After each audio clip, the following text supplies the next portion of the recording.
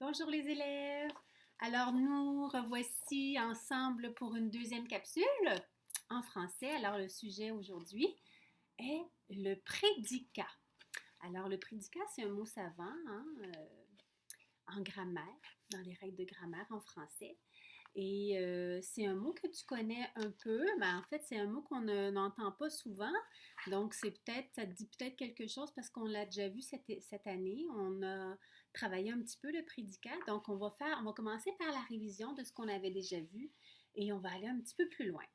Donc, j'avais écrit dans le plan de travail que tu avais besoin de ton aide-mémoire de zigzag qui se trouvait dans ton cartable. Donc, je vais te demander de le prendre d'abord et d'ouvrir ton aide-mémoire à la page 13.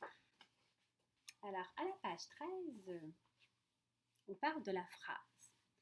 Alors, on ne va pas revenir sur la première case. C'est assez général. C'est quelque chose que tu connais sur la phrase que tu as appris au premier cycle, déjà. On va aller voir la deuxième case, les constituants obligatoires de la phrase. On dit que la phrase est généralement formée de deux constituants obligatoires, le sujet et le prédicat. Ça, on a travaillé là-dessus. Et c'était dans le cas hier. Alors, tu as même fait des devoirs à la maison pour te pratiquer. Alors, le sujet, pour te rappeler qu'est-ce que c'est le sujet puis comment on fait pour le trouver, on te dit en dessous, dans la petite case blanche ici, on dit le sujet répond à la question de qui ou de quoi parle-t-on dans la phrase pour trouver le sujet. Quand on dit quel est le sujet, c'est de qui on parle ou de quoi on parle. Le prédicat, lui, pour le trouver, pose-toi la question, que dit-on du sujet dans la phrase? Qu'est-ce qu'on dit du sujet? Exemple, la musicienne accorde son instrument. La musicienne, c'est le sujet. De qui parle-t-on? On parle de la musicienne. Et que dit-on du sujet? On dit qu'elle accorde son instrument. Donc, accorde son instrument, c'est le prédicat. On va aller de l'autre côté à la page 14. On fait encore de la révision. À la page 14 en haut, un deuxième constituant, bon là, tu te rappelles que le sujet et le prédicat sont deux constituants obligatoires. Ça veut dire que s'il manque un des deux, la phrase n'est pas complète.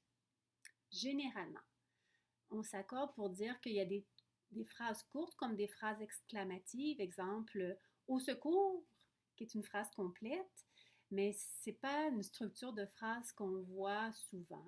Généralement, une phrase pour être complète doit avoir et un sujet et le prédicat. Et tu peux entendre aussi dire, pour avoir une phrase complète, ça prend un verbe conjugué. Bien, le verbe conjugué se trouve dans le prédicat. Le prédicat, tu vas le voir aujourd'hui, pour le repérer, tu vas t'aider en trouvant le verbe. Alors, on va juste aller à la page 14 pour voir le complément de phrase. Parce qu'il y a aussi, dans les constituants d'une phrase, des constituants qui ne sont pas un constituant qui n'est pas obligatoire et on l'appelle le complément de phrase. Il peut y en avoir un ou plusieurs dans une phrase qui viennent apporter des précisions à la phrase. On peut les enlever. Si on les enlève, les compléments de phrase ou le complément de phrase, la phrase va toujours avoir du sens parce que le sujet et le prédicat vont être là. Le complément, lui, on peut l'enlever ou le mettre. Ça ne change pas au niveau que la phrase soit bien construite, que la phrase ait du sens. Alors ici, on te dit dans la petite case blanche, ici, on dit le complément de phrase répond aux questions où cela se passe-t-il, quand cela se passe-t-il, pourquoi cela se passe-t-il, pour amener une précision. Et là, tu as une longue phrase. Aujourd'hui, j'assiste à un concert dans un parc pour le plaisir. Tout ce qui est en rose, c'est un complément de phrase. Ce sont des compléments de phrase. Si on enlève tout ce qui est en rose, ce qui va rester, c'est j'assiste à un concert. J'assiste à un concert est une phrase complète. On a un sujet. Quel est le sujet? Le sujet, c'est simplement le J apostrophe, c'est le je. De qui parle-t-on? On parle de je. Qu'est-ce qu'on dit? Que dit-on du sujet? On dit que je assiste à un concert. Donc, assiste à un concert, c'est le prédicat. Tu remarques qu'il y a le verbe assister, j'assiste, il est conjugué. Et tout ce qui est en rose, les compléments, ben, viennent apporter des précisions. Donc, ça se passe quand? Aujourd'hui, ça se passe où? Dans un parc? Ça se passe? Pourquoi ça se passe? C'est pour le plaisir. Tu vas aller à la page 15 et tu vois le deuxième encadré, c'est le prédicat. Alors, cet encadré-là, c'est ce que tu retrouves aujourd'hui dans ton activité. Dans ton activité, j'ai de la difficulté, hein? C'est ce que tu vas trouver dans ton cahier d'activité aujourd'hui. C'est là-dessus qu'on va travailler. Donc, on va aller chercher notre cahier. Ben, il ne devrait pas être loin de toi, ton cahier. Le mien, il est juste à côté. Ici. Alors, ton cahier d'activité zigzag maintenant à la page 66. Alors, comme d'habitude, je vais lire l'encadré vert pour te repérer, pour que tu comprennes bien ce qui est écrit. C'est toujours une référence. Quand tu as de la difficulté, tu y retournes. OK, qu'est-ce qu'on dit déjà? Comment je fais pour le repérer? Tu retournes, puis ensuite, on va regarder deux exemples ensemble.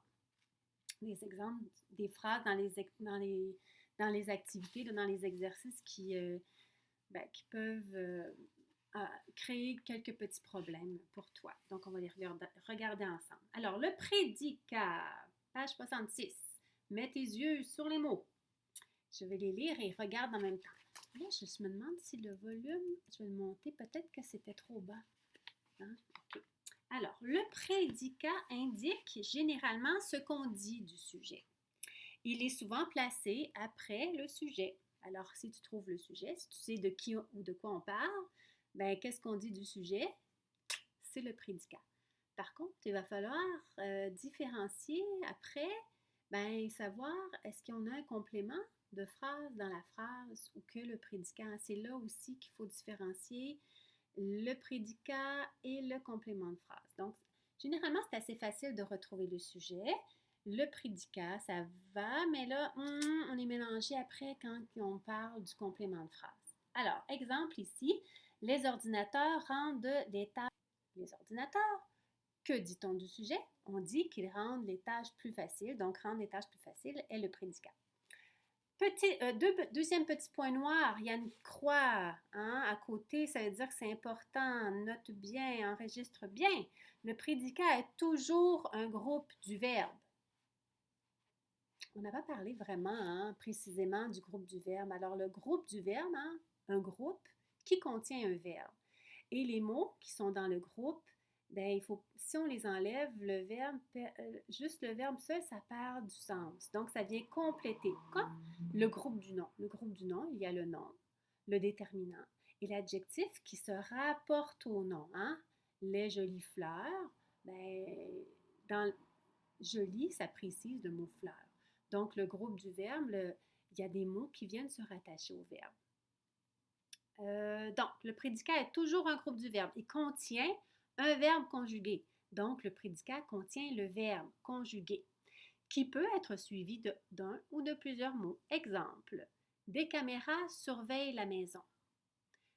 Quel est le sujet? De quoi parle-t-on? On parle des caméras. Que dit-on du sujet? On dit qu'elles surveillent la maison. Si ma phrase n'était que des caméras surveillent, on a un verbe conjugué, oui, mais la phrase n'est pas complète, là. Des caméras surveillent, il manque quelque chose, il manque de l'information pour que je puisse comprendre qu'est-ce qu'on me dit, là, des caméras surveillent. Donc, des caméras surveillent la maison. La maison, ça fait partie du groupe du verbe, ça fait partie du prédicat. Si on l'enlève, la maison aussi, ça ne va pas, il n'y aura pas de sens. Donc, c'est important, le groupe du verbe. Donc, ce n'est pas seulement que le verbe conjugué. Pour trouver le prédicat, on te dit qu'on peut chercher un groupe de mots qui ne se déplacent pas. Si on déplace, on perd le sens. Exemple, la radio joue une chanson. Si je déplace, joue une chanson. La radio joue une chanson, la radio, ça n'a pas de sens. Donc, joue une chanson est le prédicat. Deuxième tiret, tu peux aussi chercher un groupe de mots qui ne s'effacent pas. Ben oui, parce que le prédicat est un constituant obligatoire. Pour former une phrase, il doit y avoir un prédicat. Donc, si tu l'effaces, la phrase n'a plus de sens.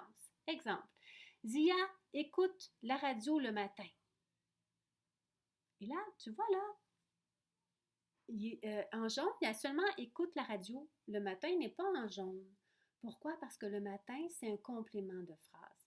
Si j'enlevais le matin, si j'écrivais seulement Zia écoute la radio, la phrase a du sens. J'ajoute le matin, ça nous dit quand. Hein? Donc, ça amène une précision. Donc, le matin, c'est un complément de phrase. C'est pour ça qu'il n'est pas surligné en jaune. Si j'enlève écoute la radio, qu'est-ce que ça donne? Ça donne Zia le matin. Zia le matin. Ça n'a pas de sens, hein? Donc, écoute la radio. Hein? Tu vois, le mot écoute, c'est le verbe écouter qui est conjugué. Donc, ça, c'est le prédicat. Alors, numéro 1, tu vas choisir les bons prédicats pour que les phrases aient du sens.